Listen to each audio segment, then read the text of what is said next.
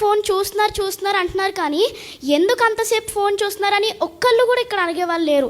ఎందుకంటే ఇప్పుడు మీకు వారం మొత్తం పని చేస్తున్నారు, చాలా కష్టపడుతున్నారు, నేను అది తప్పనట్లేదు. ఒక డే మీకు హాలిడే దొరుకుతుంది, మొత్తం డే మొత్తం పనుకుంటారా మీరు?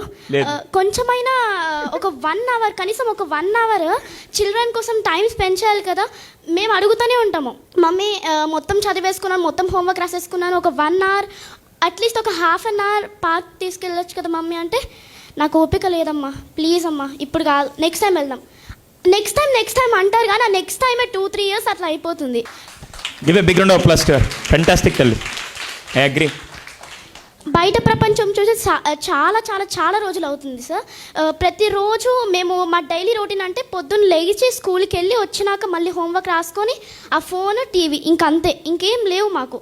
బయట ప్రపంచం చూడాలి, అసలు ఏం జరుగుతుంది. నేను ఈవెన్ చూసాను కూడా, ఫోన్ చూసినప్పుడే వచ్చింది అది. యాక్చువల్గా ఒక 5th class గర్ల్ మొత్తం ప్రెషర్ పడుతుంది, అసలు ఫోన్ ఇవ్వట్లేదు, టీవీ ఇవ్వట్లేదు, బయటికి కూడా తీసుకెళ్ళట్లేదు అనేసి చనిపోయారు అనేసి నేను విన్నాను.